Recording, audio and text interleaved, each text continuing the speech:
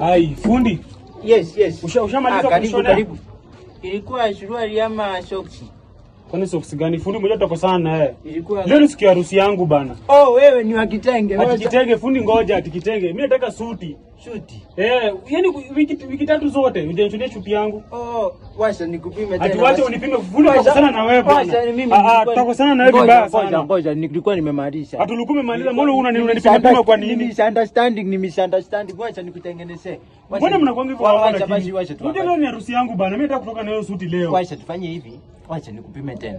Hiyo nayo na 30 seconds.